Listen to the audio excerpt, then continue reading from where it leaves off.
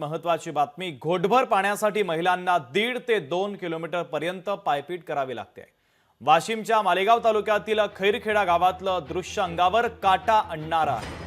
गावातील महिलांना 1.5 ते 2 किलोमीटर अंतर गाठून दरी खोऱ्यातून पाणी आणावं लागतंय आणि तहान भागवावी लागते।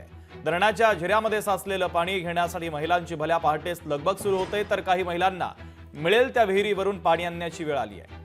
लोकप्रतिनिधी आणि जिल्हा प्रशासन देखील लक्ष देत नसल्याचा आरोप येथील गावकरी करतायत। खैरखेडा गावचा भूभाग डोंगर दऱ्या आणि खडकानं व्यापलेला आहे। या गावातील ग्रामस्थांसह महिला आणि लहान मुलांना देखील घोटभर पाण्यासाठी भटकंती करावी लागते आणि मोठा संघर्ष करावा लागतोय। दरम्यान या गावकऱ्यांच्या वेदना नेमक्या काय आहेत, गावकऱ्यांच्या व्यथा नेमक्या काय आहेत, लोकशाही मराठीनं जाणून घेतले, आपण पाहूयात।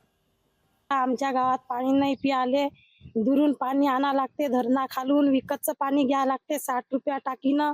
इलेक्शन असले तर लोक गाड्या घेऊन येतात आमच्या गावाले, असं आमच्याकडे कोणी येऊन बघत नाही। 1.5 किलोमीटर वरून पाणी आणतो आम्ही। आमचे लहान लहान लेकरं पण पाणी आणतात, म्हातारे चालणं होत नाही, घाटातून पाणी आणतात। कोणीच आमच्याकडे लक्ष देत नाही। आमच्या लेकराले कोणी पोरियो देत नाही, लग्न होत नाही आमच्या गावात। दरम्यान या गावात कशा पद्धतीची भीषण परिस्थिती आहे, या परिस्थितीचा आढावा घेतला आमचे प्रतिनिधी गोपाल व्यास यांनी, आपण पाहूयात। वाशिम जिल्ह्यातील मालेगाव तालुक्यातील खैरखेडा या गावात मी आहे। या गावातील चित्र जर पाहिलं तर अक्षरशः अंगावर काटा उभा राहणार या ठिकाणी असं चित्र आहे। या ठिकाणी महिलांना गावात पाण्याची सोय सुविधा नसल्यामुळे या महिलांना 1 ते 1.5 किलोमीटर अंतरावरून एका दरी खोऱ्यामधून पाण्यासाठी प्रवास करावा लागतोय। या ठिकाणी जर चित्र पाहिलं तर या ठिकाणी या महिला देखील आपल्या जे हंडा असेल, घागर असेल, या ठिकाणी घेऊन जात असल्याचं पाहायला मिळते। याच महिलांना विहिरीवरून पाणी आणावं लागतं, तर काही एक धरणाचा झरा आहे त्यामधून डब्यानं पाणी खोरून काढावं लागत अशी वेळ आली आहे।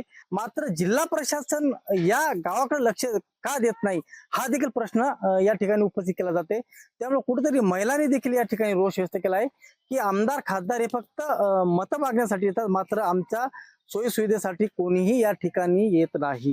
गोपाल व्यास, लोकशाही मराठी, वाशिम।